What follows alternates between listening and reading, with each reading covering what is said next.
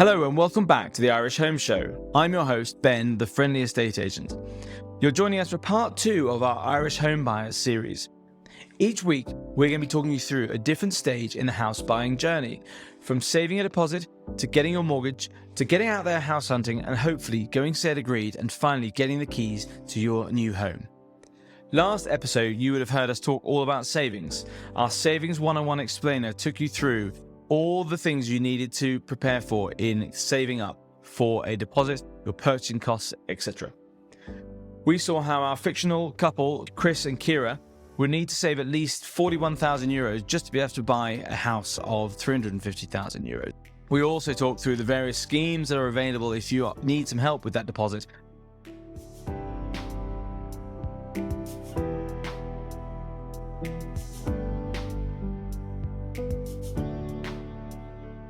Now this week, we're going to be talking savings again, and I'm going to jump into more detail of how you can first evaluate your income and work out what you can save, how, when and where you are going to save your money, and keeping track of your progress so that you keep motivated all the way through what could be a long process. Then, in our interview, we're talking to the brilliant Caz Mooney. You'll have known her on Instagram as @IrishBudgeting. She has blown up in the last year and she's got over 100,000 followers now in just a year, just by posting brilliant tips for saving and budgeting as a family.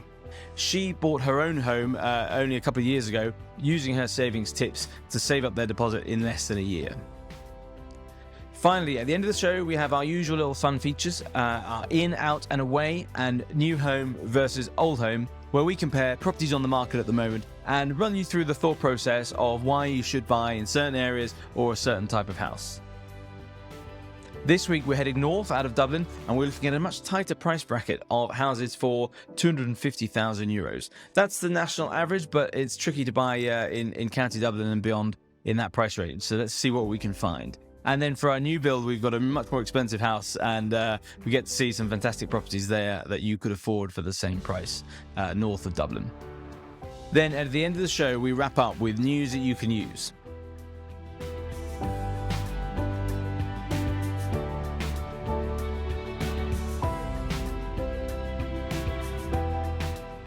Thanks for joining us on this second episode. I look forward to keep talking to you about your home buying journey. You can find us at irishhome.ie or on Instagram at Irish Home Magazine. And if you want to DM me or email me if you have any questions, suggestions, interview topics or ideas, I'd love to hear from you. You can reach me at ben@irishhome.ie or you can DM me on social media. Now, let's get on with the show.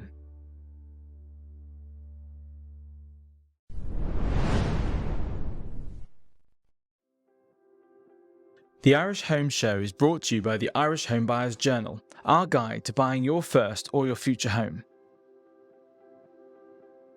The journal guides you through every stage in your house buying journey, from saving a deposit, to getting a mortgage, to going house hunting, going sale agreed and getting your keys.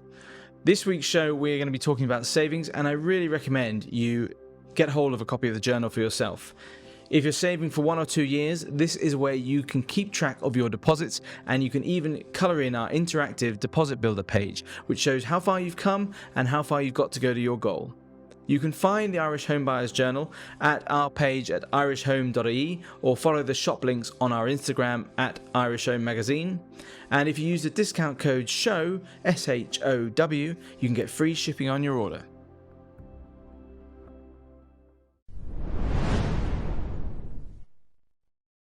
Welcome to part 2 of our Savings Explainer.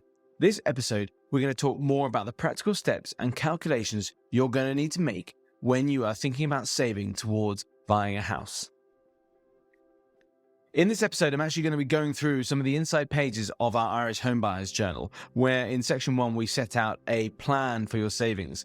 We start by evaluating your finances, and then we go through to setting out a savings plan. So step 1 is to evaluate your finances.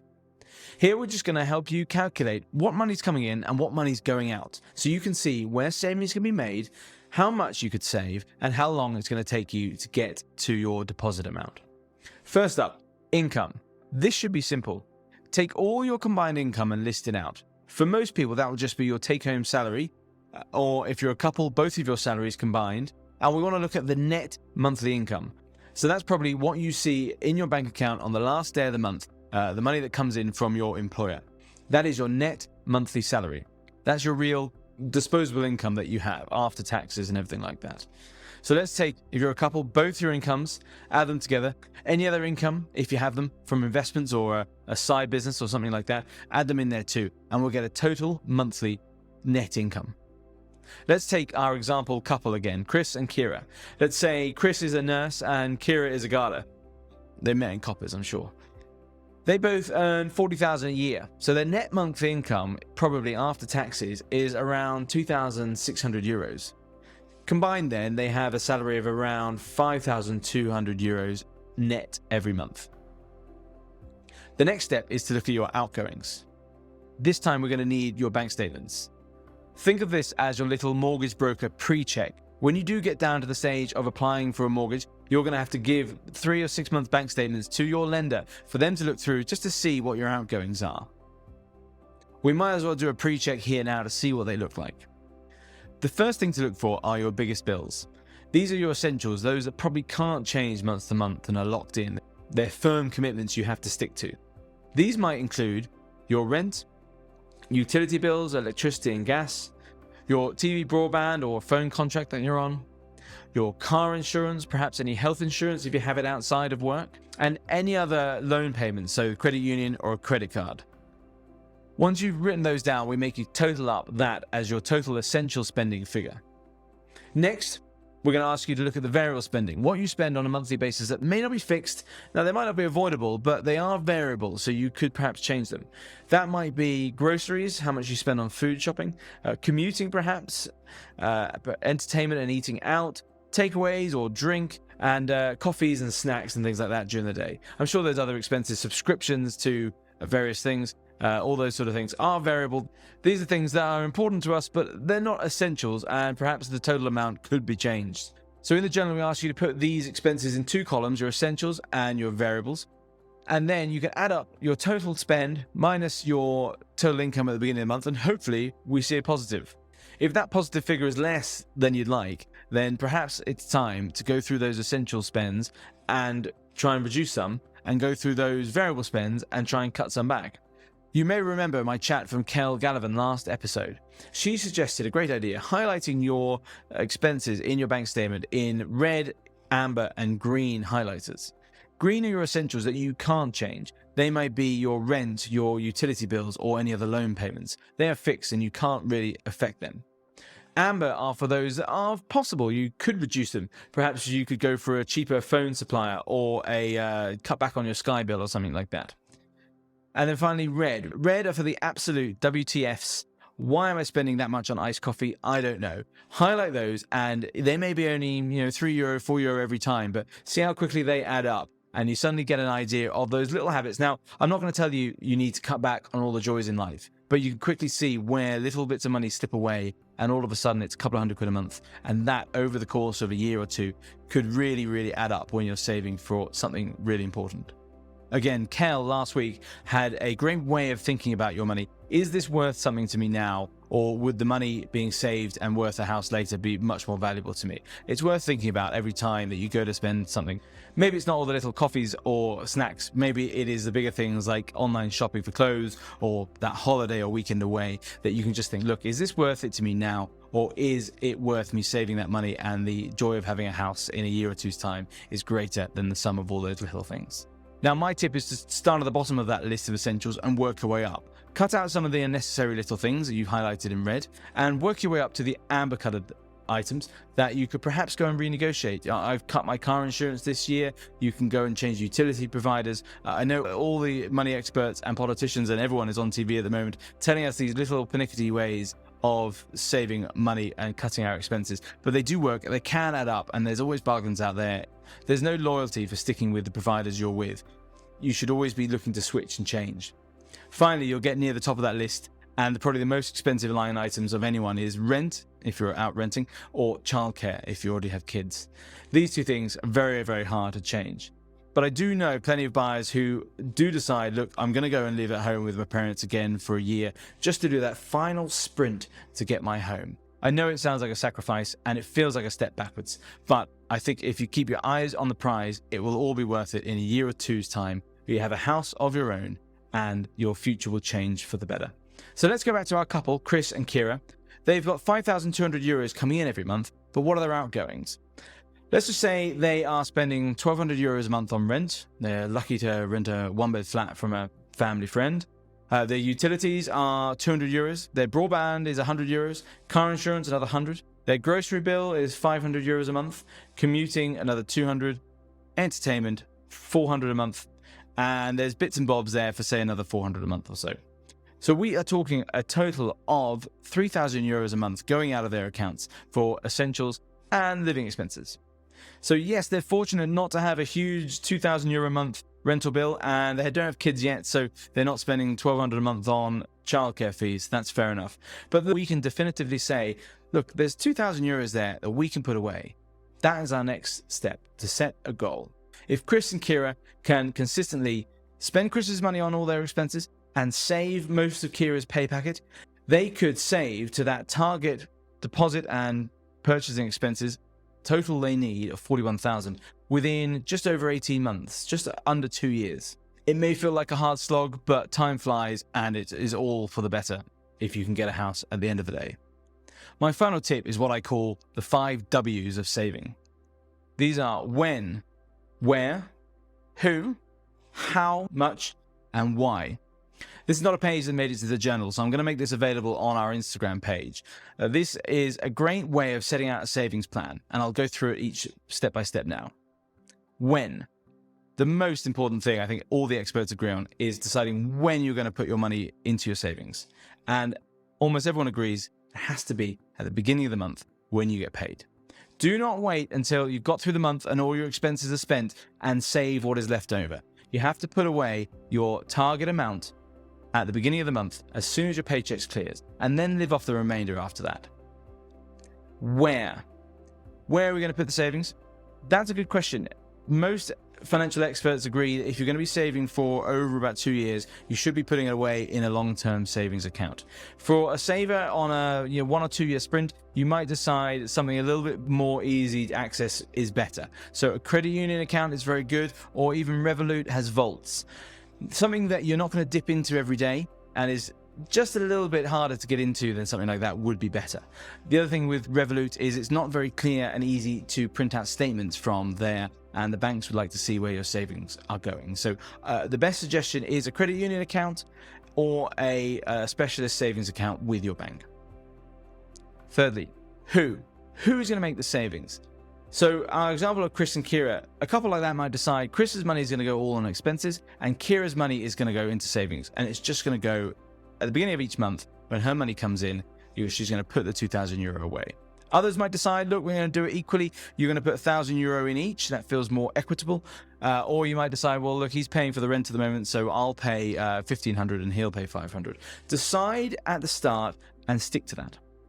Number 4, how much? How much we're going to save? We've talked about this already. Set a plan in advance. We're going to put away 2,000 euro a month, every month, consistently. And my last W is why.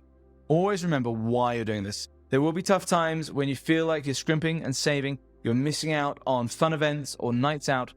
You have to keep focused on the why. Why do we want to save this money? We want to buy a home. Why do we want to buy a home? Because we want a safe roof over our heads for ourselves, for our family, for our future. So stick it on a mood board or something and keep focused on your why. Finally, if you're using the journal, we have a 2-page spread of the deposit tracker there. This is a great way to just physically, with pen and ink, keep track of where your money is being saved and how much you're accumulating as you go. There's 18 lines on each page, so this means you could save monthly for up to 3 years, or if you were paid, say, fortnightly, save fortnightly, and this could last you 18 months as well. Hopefully, by the end of this, you'll have come to your target that you've set out at the beginning. Finally, probably my most favorite page in the journal is the deposit builder. This is our little graphic of a house where there's 100 bricks in here, and you can set at the beginning how much each brick is going to be worth to you. So say you call a brick 500 euros. Every time you save 500 euros, you color in a brick. So if Chris and Kira are saving their 2,000 euros at the beginning of every month, They can color in 4 bricks, and you can slowly see the target build up. It gives you a good visual physically on the page, not just numbers in a bank account, of how far you've come and how far you've got to go. But I get such great feedback from people who are filling this in. People send me photos of how they've colored it in, shaded it in, done all sorts of creative things with this page. And it's lovely to see how this has really helped people work towards their goal. So that's part 2 of our Savings Explainer done. We've given you practical steps to evaluating your finances, coming up with the savings plan, and then tracking your deposits towards your final savings goal. Up next, Caz Mooney is going to be giving us more great tips and her story of how she saved towards buying her home. So I'm talking today to Caz Mooney. She has grown to fame, particularly on Instagram, with her account at Irish Budgeting. She has exploded and it's currently reached 100,000 followers, which goes to show how interested people are with budgeting and saving at the moment. Caz, how are you? Grand, Ben. How are you? Good, very well, thank you. Yeah, pleasure to be talking to you today. I think you're someone I need to speak to, even though I'm not a house buyer at the moment. You know, I think we're all desperate at the moment to save money where we can, whether it's fuel or heating the house or particularly food has all gone up. How are you finding your popularity has grown so much this year? I feel crying out for an expert like you to give them tips and tricks. Yeah, it's been crazy. In the 8 months I've been on Instagram, it's just been crazy. Like when I started, the prices were just starting to increase. Sure, yeah. And there was a lot of talk about inflation, but we hadn't really seen it hit our own pockets as much yet. And then I suppose with the war and everything that went on there, it just became such an important topic. The inflation just skyrocketed. So yeah, I think it's a very real situation for a lot of people to be struggling on their income. And I'd say that's why a lot of the stuff I talk about, a lot of the topics resonate with a lot of people. Yeah, I think, it's something that is almost hitting all aspects of Irish families now, whether it's young couples trying to get on the ladder, whether it's someone like ourselves who are already, in a house and have a family, that's getting very expensive. And even pensioners in their old age, if they're stuck on a fixed income, everything is getting so tight at the moment. So everyone is looking for ways to save and be frugal with their money. Well, I want to take it back to start with actually how you got into becoming the expert was by doing it yourself. And I understand you were, on a house buying journey in 2019. Tell me, how did that start? So I went back to work after my middle child went to school. And we were suddenly on 2 incomes for the first time in years. And we were pretty good the first year, but the second year we really enjoyed that second income. So in 2018, we went on 2 holidays. We went to Spain as a family, and then we went to America. And it was really the holiday to America. It just all went on the credit card. Yeah. So, we came home to a crazy credit card bill. At the time, we had set up the credit card to be paying off, I think it was 70% of, and now we landed right between 2 months, so we were lucky enough that way. But no, it was a crazy amount we suddenly had to pay. And so I suppose that December of 2018, we sat down and we said something had to change. We had been renting our entire relationship over 10 years, and we wanted to one day buy a house. And with that crazy, we could see how it would become so easy to live with that debt. So we decided we were going to clear that in the coming year, and then hopefully we'll be saving towards a house. Yeah, I think a lot of my followers and people looking at buying a house are all probably often in the same situation. They've either been renting for a while, that's been getting increasingly expensive, or perhaps they probably are starting, you're not even starting at zero, you're starting because you have a car loan or a credit union loan or a student loan or something like that. What's your advice? When you started out, we're going to sit down, we're going to look at our debt, and our goal is maybe a year or 2's time is to buy a house. What's the first step? Is it paying down that debt? Our goal was to pay down that debt, because we could see that payment and we knew that it could go then towards saving. And obviously we wouldn't be paying that interest. Plus, it looks really good if you've paid a debt off quickly like that when you're going to go and buy a house. Yeah, it looks really good for a mortgage broker. So especially for a short-term payoff like that, it does look really good. So that was our goal for the first 2 months of that year. we just wanted to clear that debt and be able to start off from a clean slate and work then towards buying that house. It is difficult because you are thinking, I just want to get started saving immediately. Yeah. But I think it just gives you a win before you've started. It gives you a buzz because you've cleared that debt, and you know then if I've done that, I can keep going. I can keep saving at that rate. So that's a really good point. Yeah, I think, both your points there. It's a psychological win, but also, as you said before, you're paying interest on that money. I find a lot of people are, always see on Owen McGee's show, those sort of financial shows, they've got a 30 grand saving, but they've also got a 17 grand debt. And look, why not just, pay that off? And okay, you've only got 13 grand saving now, but look, you're not paying interest. You're back to the start. And, there's no point carrying that debt when you're also carrying cash, which isn't doing anything for you sitting in a savings account, whereas debt is eating away at you. No, that's a very good point.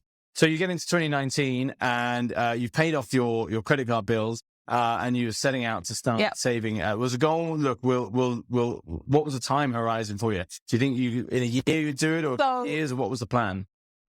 We wanted to save. We knew we had to save about 15,000 or more, and so we had a goal of saving a minimum of 1,000 a month. So we were thinking it would take us about 2 years, taking into account that Christmas would be there. There would be things popping up that we couldn't foresee. So we decided we were going to try and set a minimum of 1,000. And if we beat it, brilliant. Like that was, I'm can be a little bit competitive. With yourself. So I like to have a minimum. The best self-competitive. Yeah. So I like to have a target there, and I went for 1,000 a month and tried to beat it, and we nearly always did, and there was actually months we doubled it. Oh wow. So but yeah, but how do you save your money? So do you save the first day of payday, or is it whatever's left over at the end of the month? Yeah, so I was doing side hustle, extra income was coming in. I was working in a gym at the time, so I was doing personal training as well as my full-time job there. So I was saving everything I could. So everything that was coming in, I was throwing it into the credit union. So the way I did it is, as it came in, I immediately got rid of it out of my hand and into that account. That's a great idea. Because I just knew I couldn't be trusted with it, to be honest. So that's the way we did it. And then a certain amount of our wages as well went in. So the way we did it is we put all of my wages in after childcare. So we took out the childcare and then put everything else into that account. And then if my husband could get a bit more, which I used to really heavily, hassle him. Persuade him, we throw that in as well. But it wasn't necessarily needed, but that was how we did it. We found it easier to live off the one wage. Yes, I think a lot of people try and do that. Put that and everything you earn, and if you can do extra training sessions or extra side hustles, all that goes in, and that is tucked away in the credit union. But so for your earning extra income, were you cutting back on your spending? So very, very tightly. So you weren't going out, you weren't doing anything like that. How frugally were you living? Yeah. So we did a no spend year that year. So it sounds terrifying to most people, but it's essentially not spending money on things that aren't essential. So we had I think we had 5 things we were allowed to spend on. So we were allowed to spend on food, utilities, your bills. We were allowed to spend on our kids for clothing. So if they grew out of something, they will. Can't avoid that. Clothes for them. Yeah. And we tried to come up with better ways of spending our money. If we were, say, doing something like a family holiday, we tried to come up with a different way of spending that money instead of paying to go abroad. So we would still spend money, but we would just really cut down on how much it would be. And then we still bought birthday presents and things like that, but we just brought it right down to the You weren't completely harsh. You weren't going out for meals. You weren't buying lots of clothes or shoes or anything for yourselves. no And things like no sort of foreign trips. And this is all in 2019, so you don't even have COVID as the excuse for no foreign trips. You were doing it already, so it's been a while, I guess, since you've been away. It's been a while since we've been abroad. Yeah, fair enough. That's even more impressive. Yeah, right. Okay, so you're earning as much as you can and putting it away as quick as possible. You're cutting back and saving on just to the bare bones essentials. And so how quickly you were aiming sort of 15,000? How quickly did it take you to get there? So we actually got there by November, which is the same month we got the keys for our house. Fantastic. I suppose we were fast forwarded because in April we lost our rent. So in April, our landlord approached us and said they would be selling the house and we would be out by September, which really put absolutely. So I'm sure a lot of people will resonate. And just like so many people, we looked around and we could see barely anywhere to rent in our location at all. And we had children in the school. We didn't exactly know where we wanted to buy. So we were just really worried about that situation. So now we were able to extend it the 2 months before we got into our house. We were quite lucky that way. We agreed to show people around the house, things like that. So he was literally selling it out for Monday, even though he was still there. Yeah. Yeah. Yeah, and so you managed to get the house in November, and the process, because you've been saving so well, I presume you'd kept that up for the whole year. Was applying for the mortgage much easier? Were the mortgage brokers and the banks pleased with your sort of your spending? So we were so lucky. We met an amazing mortgage broker, and we met him in May. And he told us what we had to achieve. And we met up with him then in June. We had achieved his milestone to reach.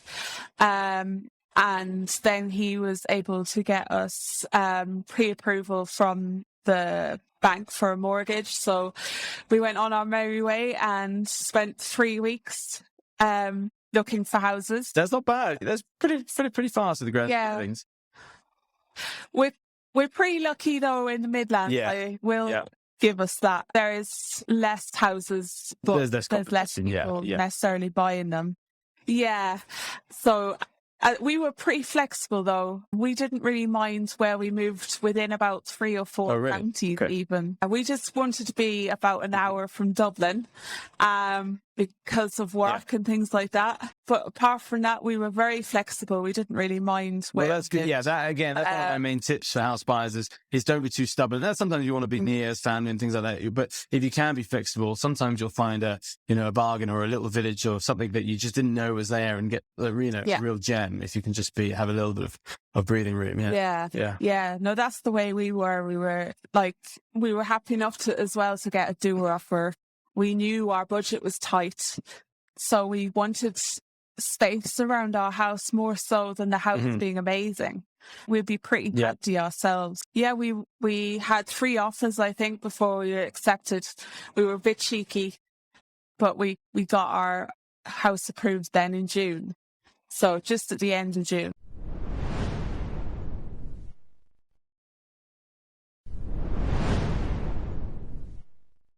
And brilliant. So you've been in there since November 2019. So we're coming up to 3 years now, and obviously, 3 years of COVID. But I presume you've continued with what you've learned in that 12 months or so, and you've brought that out and now are teaching other people how to save. Who do you find who are watching your video? Yeah, it's all sorts of people. So some people are professionals that are doing well in life and are suddenly struggling. And then there's young families, a lot of young families, and some of them are looking to buy as well. And then some single people as well who are maybe living on their own, and they could be in a small apartment in Dublin, or they could be still with family. I have a few who are still living with their parents. So yeah, there's all sorts Yeah, I found, which is surprising because I thought the old I family. found that some of the most sort of tenacious buyers or savers out there are those maybe living at home with family. I think because they're desperate to get out of there. They are putting every penny away. Obviously, rent and things like that isn't taking a big chunk out of their earnings, but working as hard as they can, being very frugal. Especially in the last couple of years, I've seen a lot of people come out after COVID having saved a huge amount more money because they haven't been going out. They haven't had a chance to go away. Yeah. They've just stayed in and saved and put their head down for a year or maybe two, and then come out with a fantastic deposit ability to buy. It's really made a difference for a lot of people. Yeah, but I think personally, I find the single people who have come out like that very inspiring, and it's amazing because I think it's even more difficult than to be saving and getting a mortgage on your own. So it's absolutely inspiring. I know anytime I share a story, there was a single mother there a few weeks ago who had just gotten her first home. And I got so many messages from people. It's so inspiring because the first time, as a first-time buyer or trying to get a mortgage, you're only being able to get a multiple of your own income and not two of you combined as a couple. So I am agreed. Always very impressed with the single buyers. They do incredible jobs to how they do it. Absolutely. Okay, so we talked about rent and people sort of saving, and it's very tough with renting. Obviously, that's not something that you probably can help a lot of people with bringing down. But two of the other main things, I guess, are probably food and fuel and expenses and things like that. So on that one first, what sort of tips and stuff like that do you have for people out there trying to save money on their car bill or their insurance and things like that? So definitely shop around with the insurance. I have personally found great deals when you shop around and then even come back to your insurer with the offers. That's a good tip, actually. Yeah. Yeah.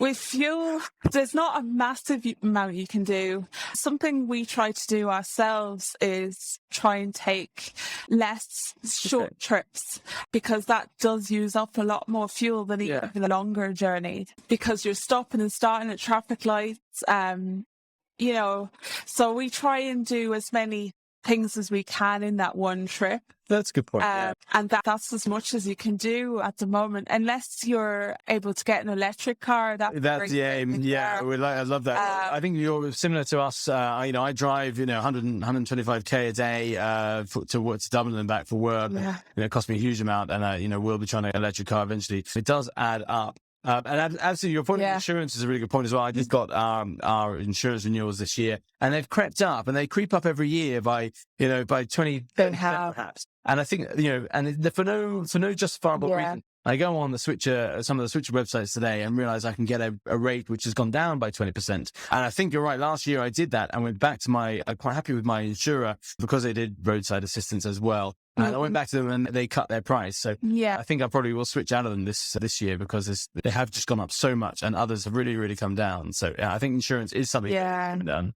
And the house insurance. Yeah, I was going to look into that as well. House insurance has come up crazy, especially because your rebuild cost is going to be so much higher now than it ever was before, and that's a really important point. Your insurance is based on what it costs. Maybe not the house is worth on the open market, but is that what it would be worth to rebuild? So there's probably some areas in the country where the cost of building it wouldn't be what you could sell it for. It might cost you 400,000 to rebuild, but if you're in a rural area, the house might only be worth 300,000. Okay. That's insurance, health insurance, car insurance, and obviously fuel. I think you, like ourselves, have cut back on trips, try to work from home. I think a lot of people have got into that habit in the last 2 years with COVID. I think that's kind of sticking with a few people. If you can work from home a couple days a week, that can be a huge saving on costs. Okay. And finally, food then. I think some of your most popular videos are your tips on food and saving and cooking for maybe perhaps a large family. Yeah, it's essential, I think, right now to cut back on food. Yeah, the prices have gone up crazy. The likes of your essentials, the butter, milk, bread have all you don't really notice these things sometimes. You pick up the butter, you pick up the milk, and they're essentials you have to have. You don't realise that that was half the price a year ago. Yeah, no, it's crazy. I notice now all the shops are increasing together, so it'll up in one shop, and before you know it, it'll be in the mall. Yes, it's definitely the essentials that I've noticed in going up. Even like the toilet roll, cleaners, they're all increasing. So I think being prepared, making a list, check what you have at home, try not to buy too much of something you don't need. And then when you're in the store, try and watch out for offers that aren't as good Some as of the they 2 for ones are not. Exactly. those end aisles. I kind of try and keep a tally going around. Something that really helps me is to go in with the cash for my food shop. If I have €100 there in my purse and I'm going around doing my food shop, I'm going to make sure it's not over €100 because that's I was watching your video about that the other day. I think I do the same as well. I mentally calculate in my head. I'm pretty accurate as well. Within a couple of euros, I can get to the till and go, I've got €90 there. I get just about squeak by. Yeah. Have a list, stick to it. Don't be picking up sort of pester items with the kids, and just stick to what you've gone in for and nothing more. Yeah, it's difficult this time of year because a lot of the time you do have the kids with you. I try to go to the shop alone if I can. But then I think it's storing your food as well correctly, keeping your freezer to try and stop that food going off, because that's a crazy amount of money. They're saying €700 a year food waste on average is wasted from food. That's incredible. Right? Imagine if you could put that in your savings. So, yeah, absolutely. Yeah. So you're bulk cooking things and freezing them. You're not overbuying on vegetables that will go off before you eat them, things like that. Yeah. And I think a lot of it, if you prepare it the day you buy it, you're more likely to use it because you've put a bit of time into putting them into containers and things like that. They're easier to use, convenient. That makes sense. Well. They're not just lying in the. So I definitely forget about them until next week when they've gone. Yeah. Yeah. It's some random bag at the bottom of the fridge. We've all been there. Yeah. That's what I do. I find that helps so much. That's where the biggest savings are, is really in preparing. Preparing before you shop and preparing after you shop. And it gets quicker and quicker as you go along because you get used to it. You get used to the habit of it. It can feel crazy in the beginning, but I'd say after 3 or 4 weeks, you'll be in the swing of it now better. And actually, I see people now going around with lists and calculators around. You know, they're part of your tribe. Yeah, absolutely. It's cotton it on. So as well as helping people online with your sort of videos, your tips and stuff like that, you've also come out with your own budgeting book. Tell me about that. Yeah, I came out with my Budgeting Made Easy book. Very good. It's basically to try and make things a bit easier for people. I have it done out so that you can budget by paycheck. So when you get paid every week, if you get paid every month, you can still budget that amount, because I think it's so important to give all of your job. So every single cent, I recommend giving a job to that, whether it is saving, paying off debt, saving towards what I call sinking funds. So that is expenses you have coming up over the year. So the likes of Christmas now, a lot of people will be starting to really save for that now. Birthdays, back to school, all of that, you can start saving for them, as well as your everyday expenses. So your fixed expenses like your utilities and also your variables, so your food, etc. By looking at it that way, you can really see where your money is going, and you can start to change those things. So you can reduce your spending in some areas because you want to put more money in a different area. So that's the way we budget, and it really has helped us. And there's a good few other people were also budgeting in this way. I'm certainly not the first one to. No, but your content's cut through and really actually helping people out there, which I think is really appreciated. It's really made a difference. And if we look at that, absolutely. If a lot of us are losing money that we should be saving by inaction, by not realizing where it goes. The first step is writing it down and making sure you're tracking it. First of all, we do that as well. You know, you've got your book there. We've just come out with our new Irish Homebuyers Journal. And the first section of that is all about saving the deposit. And we start, again, a bit like you, much shorter than yours. Yours would be much more of a comprehensive thing, identifying where their money's going and trying to set a plan. As you said, I like the way you say it. For every cent in there, it has a job, it has a meaning, it has somewhere to go. So certainly, brilliant. If anyone is listening to this and is looking to be buying in the next couple of years, maybe a lot of people will save for a year, 2 years, or even 3 years. Something like your book would be great. It will get them through a long-term saving plan. And even if they're not saving for a house, it would be something that would get their bills on track, whether they're saving up for the next home or saving up for jobs they need to do on the house or for college or whatever it is. So Caz, thank you very much for talking to me today. You can find Caz on Instagram at Irish Budgeting. That's great. Thank you very much for coming. All right. No bother. Thank you for chatting to me. Are you in the process of buying a house? Did you just find out you need a house survey? Could you live without this added stress? Get House Survey is the no-hassle way to find a surveyor to conduct a survey on your new house. Simply complete the form and we will do all the legwork to find the nearest available surveyor for you. All of our surveyors have extensive experience and are fully qualified. We offer bank-approved reports and all for one fixed price. We use local businesses. Simply complete the form today and we will find a surveyor to conduct a survey on your property. If we cannot find an available surveyor, then we guarantee 100% money back.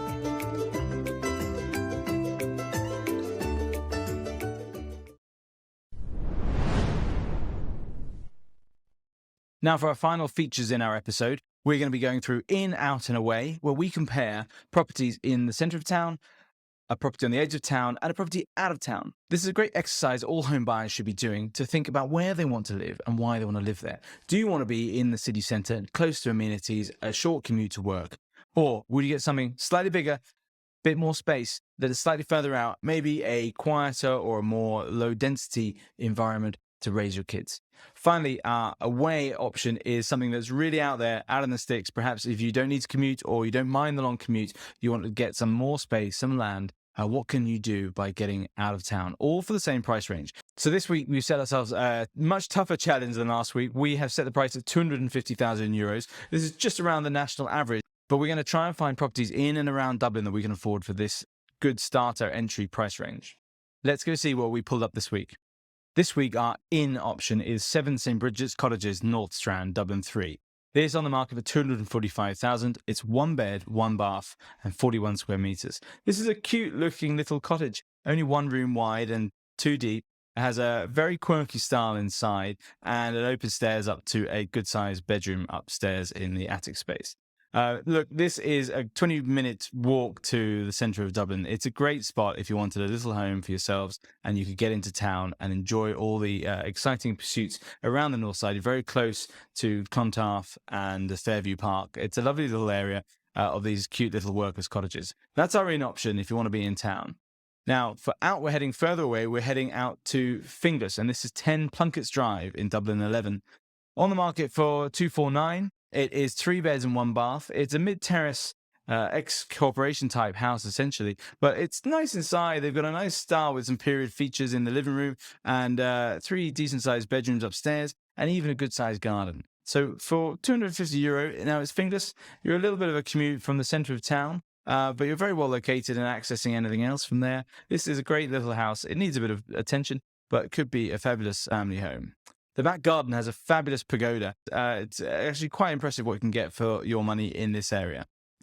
Finally, for our away option, we found this lovely bungalow in Delvin, Westmeath. It's called Heatherbrook. It's on the market for 250,000, and it's 3 beds, 2 baths, and 110 square meters. It's a really good size. It has a kitchen and a conservatory extension with really high ceilings, and a lovely garden with a patio area, a lot of parking and garages for cars, and then a grassy area for the kids as well.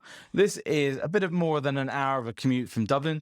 It is a great option, perhaps if you could work from home or if you could work in the community up there. But fantastic value for money for 250,000 euros. So there's our 3 for this week. The in option are 1-bed cottage in Dublin 3. The out option, the 3-bed terrace in Finglas. Or the away option, the 3-bed large bungalow in Westmeath. Go to our Instagram, Irish Home Magazine, and comment or vote on which one you would choose and tell us why.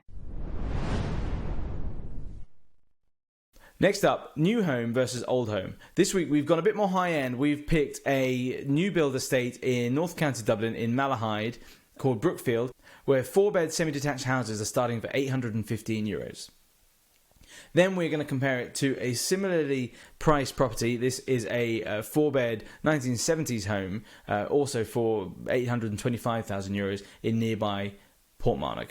So Brookfield in Malahide. These are very smart looking red brick semi-detached homes over 3 floors. They have been finished to a beautiful standard with a lovely open plan kitchen at the back and a nice cosy living room at the front. The Cleggan 4-bed for $815,000 has 3 bedrooms on the first floor and another ensuite bedroom upstairs. Built by Carroll Estates, they're a really high standard and has some great features built in, including voice activated lighting system, Google Home Hub heating system, Wi-Fi enabled light fittings and smart bulbs, touch-free toilet systems including a sensor-activated toilet and tap and light, touch-free bin and a water filtration tap in every kitchen. Contemporary kitchen and utilities are provided by Cube Kitchens in a choice of colours, and a wine cooler is included as standard. Brookfield is on the back road just outside Malahide Castle, so it's a short commute into Dublin city centre and a short distance into Malahide itself. For comparison, our old home of the week is this 10 Borough Court in Portmarnock. On the market for $825, it's a 4-bed detached house and it's a similar size, 140 square metres, but it's a D1. It needs a modernisation inside, but I like about this older generation of houses that the ground floor you do get an extra room. So you get a living room, an open plan kitchen at the back, and then you often get another room which could be a downstairs bedroom, a study, a playroom, and that's what I find I don't get in the new build houses. Don't get me wrong, the new builds are fantastic upstairs, they have en-suites and they have squeezed in a lot more space on the upper floors, but I find the ground floors often are just 2 rooms and they can be very small for a family. But going with a 1970s house, you're going to probably need to spend another $75,000 to $100,000 just to upgrade this property aesthetically and also for energy upgrades. So that's your choice. Do you go with the A-rated new build, or do you go with the D-rated 1970s house, which maybe has better proportions? Go to Irish Home Magazine on Instagram and look for our post and vote or comment on which one you think is your choice.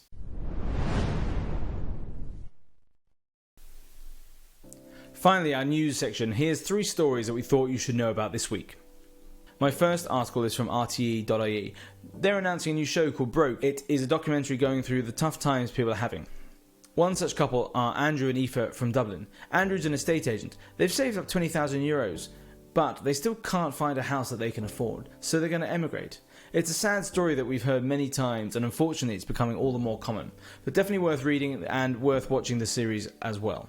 My second story is a bit more hopeful. It's from the Longford Leader, and the headline is 2 Longford couples buy out former rented home and now are paying half in their mortgage payments. And it's very true. A lot of people are paying extortionate rents at the moment, but if they could only get a mortgage for the same property, their mortgage repayments would probably be much less, even half of what their rental payments are. That shows the importance of being able to save and being eligible for a mortgage. If you can save up in the course of a year or 2 and get on the ladder, you can save yourself a fortune in the long run. My final article of the week is from Image Magazine, How to Give Your Home a Wellness Makeover Without Spending a Fortune. They've interviewed Denise O'Connor from Optimize Home about how to prepare your home to feel less stressed. And a lot of it is about decluttering, but there's an interesting point there about the old Feng Shui system is not just a punchline. The principles of it are important, and keeping your home clean, tidy and organised, especially this week when kids have gone back to school, does wonders for your mental health. It's definitely worth reading. I'll include the links below. That's it for this episode. Thanks so much for tuning in to episode 2 of the Irish Home Show. We've gone through savings. Next episode, we are going to be talking about mortgages and the first steps of getting yourself mortgage ready. I'm going to be interviewing Martina Hennessy, the MD of Doddle.ie. They are a leading and growing mortgage brokerage, and we have a fantastic chat about applying for mortgages and how to get yourself mortgage approved. Please follow Irish Home on Instagram, Irish Home Magazine. You can order our journal in the shop links below. And remember the discount code SHOW, SHOW, if you want to get free shipping in Ireland. Please subscribe and share the show, and I'd love some 5-star reviews to help us grow and reach more people. Finally, I'm going to let our theme music play out at the end here. This is from upcoming artist Finn O'Hara. He's kindly let us use it as our theme music. This is called Silhouette. You can find it on Spotify or YouTube. Creeps in and I get kinda mad, 'cause there's a silhouette in every room I go in, and I just can't forget.